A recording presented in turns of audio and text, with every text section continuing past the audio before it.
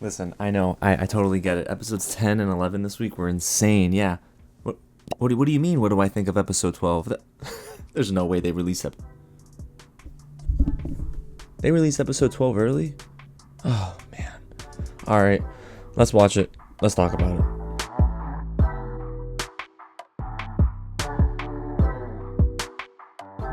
What's going on, you guys? James here with another real recap and review of Love is Blind Season 8, Episode 12. That's right. I was told that Episode 12 was dropping next Friday, but it also dropped this Friday with Week 3's episode. So if you missed my Episode 10 and 11 recap, it is already live on the channel. But right now, I just got done watching Episode 12, and we're getting close to our wedding day for our contestants. I'm gonna be honest, though. They could have just added this to episode 11. Now, before we get into all of my spoiler-filled thoughts, because we ain't got time for a spoiler-free conversation today, if this is your first time here at the channel, welcome to Real James, where I love talking about TV, movie, news, all that. If you do too, hit the big red button below, subscribe to the channel, tap on that bell, like this video so more Love is Blind fans can see it, and let me know down below in the comments, guys. What do you think Homegirl's gonna say at the altar? You know who I'm talking about. Oh, yeah, I did say it's spoiler-filled, right? Alright, spoiler warning, if you haven't watched episode 12, we're getting the spoilers, like, right now. We're getting into our final dates with our contestants, and we're starting with Devin and Virginia. They're on a horse carriage. First comes love, then comes marriage, then comes the horsey and the horsey carriage? No, that's not how it goes. But in all seriousness, Devin and Virginia are going on a horse carriage ride, and it seems like it's -10 outside. Honestly, if it were my girlfriend and I, I'd give him one blanket there, and then one blanket to me, because I'm freezing out there. Eventually they go inside, they get to this dining experience. I forgot the name of the restaurant, but they name drop. So I know they must have said, Netflix, we will give you $1 million right now if we can name drop. And they must have said, heck yeah, our wallets are open. So they start eating these like micro foods. It's like, you know, course 1, course 2, it's Italian food. But it ain't look Italian until they brought out the fresh truffles, and they were like shaving the truffles on there. And I'm thinking, okay, I know Netflix is paying for this, I think, because if they are, that's that's a lot of money. Imagine how many eggs you can buy in this economy with that money. So eventually we get some conversation between the two, and Virginia asks Devin, hey, is there anything you need to know before our wedding day? But Devin says no. It's like Virginia's like trying to like pull out an answer or a question or something from Devin. Remember in episode 11 where they were having this conversation about the prenup and stuff, and she's like, was there, you know, anything else that's holding you back? And she's really trying here. But Virginia then follows up in a testimonial interview and says, speaking of prenups, we haven't talked about one since I gave it to him. I'm kind of glad she said she gave it to him and didn't like serve him the prenup. That would that language would have been bad. But yes, they don't talk about it during this dinner date, but Devin does bring out this really big gift bag and is being pretty thoughtful, I'd say, with his gifts. It's a custom basketball. It says Team Buckley on it. And then he gives 2 custom, he calls it Park City jerseys. I guess it's the jerseys that his basketball team wears. One of them says Virginia and the other one says Devin. The number 18, you know, getting married on the 18th. So, okay, listen. The man is being thoughtful. And I thought they were nice gifts, and Virginia seemed to love it, you know. Thank you. Thank you. You know the thank yous that she does? They resurface. Alrighty, so let's move on to Ben and Sara. So they are going on an igloo and stargazing date. Now, guys, every single date has been incredibly cold outside, except for like Joey and Monica. They go to a conservatory. We'll get into that, and that's indoors. But Ben and Sara, they're outdoors, freezing cold, and Sarah's like, yeah, give me a blanket, please. Well, she didn't say that, but she was saying it. And then Ben, well, eventually, it just feels like they get into the same conversation they've been a part of for the last like 2 episodes now. Oh, and super side note, Ben cannot keep a drink in a glass. So he's spilling everything all the time. That boy is clumsy. But they both, even though they say they believe things are going to get better from here on out, it seems like their conversations are continually confusing me and probably all of you. So Sara reveals that she listened to another one of Ben's church services online, and they spoke about sexual identity, and she said whomever was preaching that day said if you're a part of the LGBTQ community, you are welcome here. And honestly, I thought the conversation was going to go like in a positive way, and well, no, Ben does reveal that he doesn't exactly know his church's stance on the community, which I find a little odd. I don't know if that's him or maybe the church really doesn't know their stance on it. But Sara says, okay, regardless, I don't agree with the preacher's view on sexual identity. Gave an example, and well, Ben said he doesn't agree with that either. So of course Sara's like, oh, I'm so glad you agree with me. But Ben isn't giving the vibes that he actually believes what he's saying. And here is where Ben most likely does not see eye to eye with Sara, because Sara says, I just want to try a different church. And Ben said, okay, listen, I know where my views lie, but not every church will agree with my views, and they're not going to agree with yours either. And honestly, any church you go to that's preaching the word of God, that's the thing. Like, you got to have discernment to really know, but for someone who's like very new or doesn't really know who Jesus is, it's kind of tough, because you're trying to just like gently ease them into it, right? And like let them know, like, this is our church stands for, and hopefully it is the word of God, right? And it seems like Ben is doing that thing again where he's like, I have these beliefs before I met Sara, and I'm just kind of compromising for Sara. But Sara's also doing the same thing where Sara's saying, I had these beliefs before Ben, and I'm compromising for Ben. Interesting. Listen, being equally yoked is really important, guys. Just saying. So Ben continues and lets Sara know, I don't think I'm going to leave the church that I go to, and Sara doesn't seem very happy about that. But then Ben follows up and says, listen, the amount we talk about this topic, it's creating a divide between us and the other values that we share. But then he tries to backtrack and says, oh, okay, maybe not a divide. But bro, you meant it when you said it, because it is getting to be a very hot topic of conversation for you guys, and you just can't, you're not seeing eye to eye on it. And that's probably not a good thing. Then Sara mentions she feels that she's very clear about Ben's stance on this topic, but mentions in the same breath that she felt like, I thought I'd meet somebody who aligns with my views in every way. So is Sara willing to compromise on this? Because this seems to be very, very important in Sara's mind, and it's still lingering at the forefront of her mind. So honestly, at this point in the episode, I just don't think they're going to last, but we'll see what happens, because even Ben looks like he's disconnecting a bit and showing early signs of tapping out. And then to make it even more confusing, Sara says in a testimonial interview that her heart is telling her that she will say yes at the altar. Girl, you just went from being really confused to now being like, yeah, I'm going to say yes. I'm lost. And then to end this amazing date, well, Ben farted in the igloo and it has no ventilation. We're praying for Sara and her nostrils, because I can't imagine that was sweet. But you know what?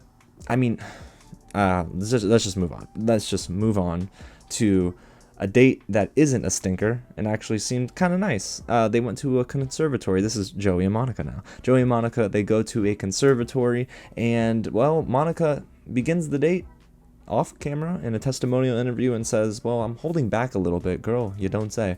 I'm holding back a little bit because Joey isn't staying, he's all in 100%. But this is new information. Now, I kind of had the feeling that Monica was maybe kind of like holding back and hiding behind the laughing and all that. Something was deeper there, but yeah, it seems like she's a little nervous. She wants Joey to say, like, I love you so much, and yeah, Joey's not giving that. So they ask each other about their love languages, and Joey says, well, I'm an acts of service guy and a words of affirmation guy. And Monica says, well, I'm a words of affirmation woman and a physical touch. And yeah, you know what? I can see that for both of them. Of course, I'm words of affirmation, physical touch, and what's the one? I think, is there one about gift giving or something? I really love that. But Monica brings up how the other couples she's noticing, they've been very lovey-dovey, and she doesn't feel like she's getting that from Joey. This is interesting. Joey does say, I'm trying to get better at that for you, Monica. And Monica doesn't want him to be crazy with it, she mentions, but she just wants the little things like, a touch on the knee, hand hold, arm around my shoulders type of deal. And in this moment, I think Monica, part of it at least, was that she wanted Joey to come over and be like, listen, I love you so much. And just like speak into her eyes, like right next to her, hold her hands, or doing something in that moment to reassure her that, yes, I can grow and get better at this. I hear you. And that never happened. Okay, so now let's focus on Daniel and Taylor and their final date, which is an ice skating date. And this is a very Minnesota thing to do, because as you know, that state, man, they're known for their ice hockey. And I love hockey. I mean, clearly. But this is their last date before their wedding, and it's pretty sweet. honestly, what do we expect? I mean, they're pretty much the number one couple at this point in the season, aren't they? They're skating around to Jason Mraz and Kobe Callette's song, Lucky. I love that song. Licensed music. Good job, Love is Blind this week. Good job. And then Taylor speeds up eventually and falls, but man, she had some wheels. I was thinking, I'm like, okay, now, Taylor, playing a little hockey growing up, that was pretty cool. But they eventually finish their skate around, and then they go and they have dinner at Center Ice, and it is pretty sweet. A nice little setup, of course. And we find out it's Taylor's birthday. Happy birthday, Taylor. And then tomorrow you're getting married, or in 2 days you're getting married. But regardless, what a birthday week and wedding week. That's a lot. But Taylor does say something incredibly heartfelt to Daniel and says, man, I'm falling more in love with you in this moment. And I'm like, oh, goodness gracious. I'm like, Taylor, that's something I would say. Good job. So they had a really good date. And then we transitioned to our 2 days until weddings title card. Because of course, it's getting close, guys. Every day counts. I mean, they're really milking it this week, I'll tell you that much. Because boy, there was a lot of nothing in this episode at some points. But it's time for, as you know, the Bachelor Parties and the Bachelorette Party. And once again, Love is Blind. You're playing with the women of this season, because how can you justify the guys going to a Vikings all-inclusive experience at their practice facility? They get a cool custom jersey and all that awesome stuff, and then the women, they have an elderly themed party at the Mall of America.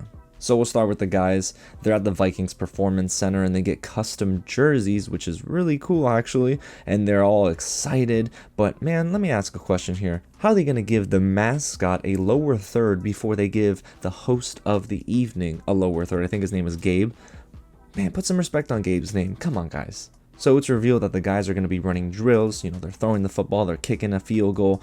But, you know, listen, all I got to say is, Daniel, you better get ready to channel your inner Wes Welker for as short as you are, and hopefully you're just as quick. But thankfully, we don't see him running routes on camera.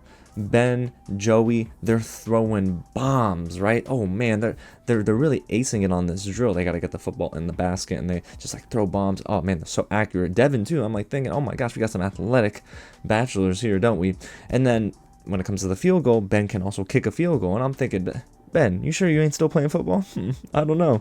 And then, well, Joey goes up, attempts a field goal, and not so much. It's not great. Okay, he should just stick to maybe throwing, but probably just tackling. I mean, Joey did play football after all. And then, well, that's about it. I'm serious. It was a very short segment.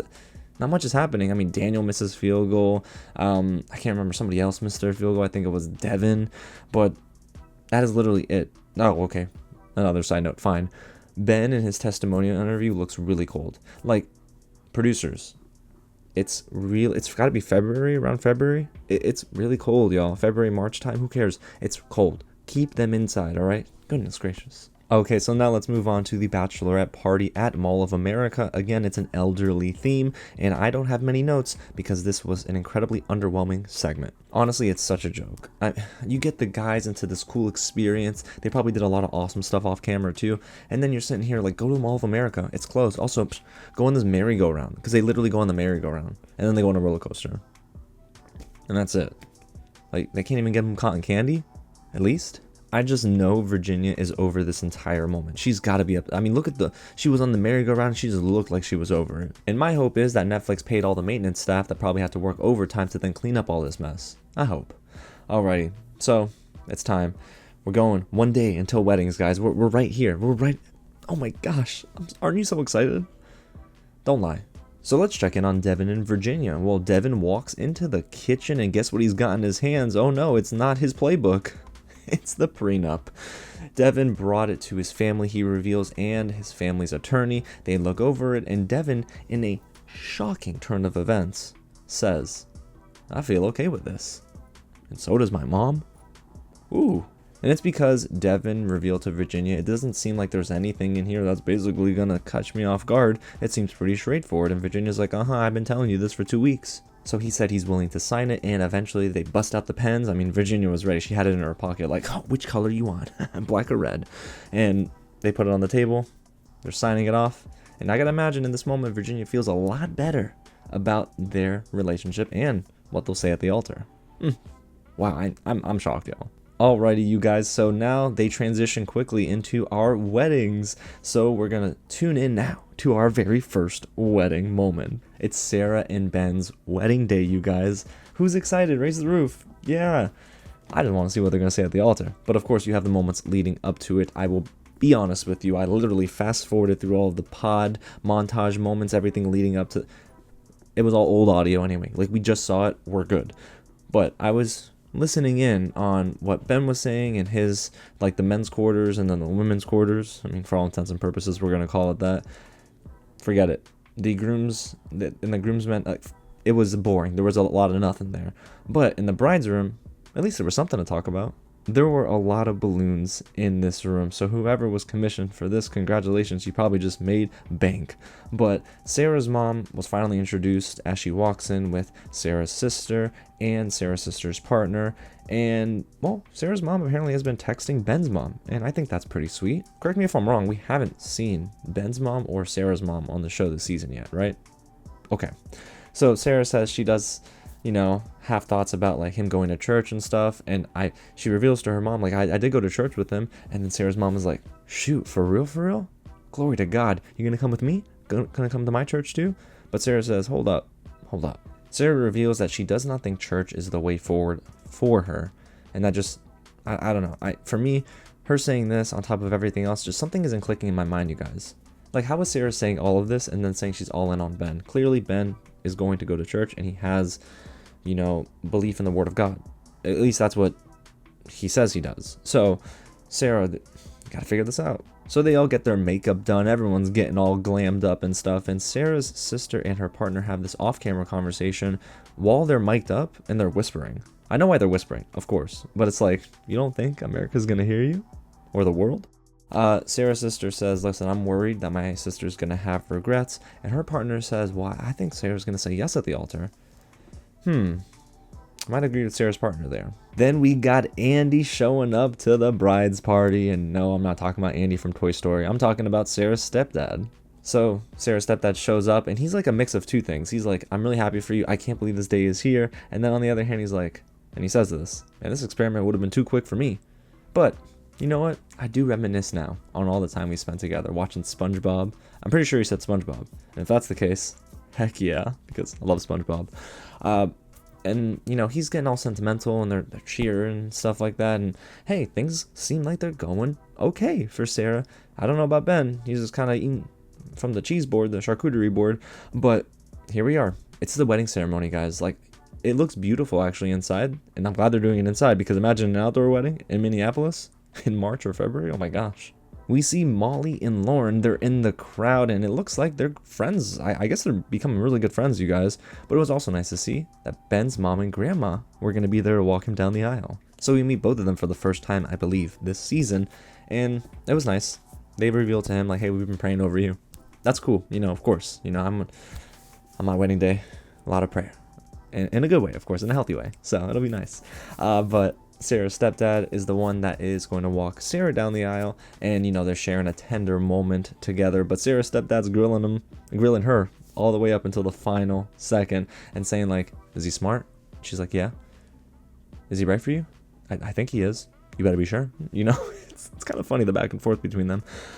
But when they get to the altar, Ben of course gets there first, and then Sara's walking down, he's getting teary-eyed, and then, well, Sara's veil almost got knocked off after she was getting a hug, or giving a hug, I think it was. So thank God that didn't happen. But they're at the altar, the officiant is doing the thing, and Ben, as he's about to give his vows, reveals he lost his voice at the Bachelor Party. And I'm thinking, boy, we're 2 for 2 with contestants losing their voice this season.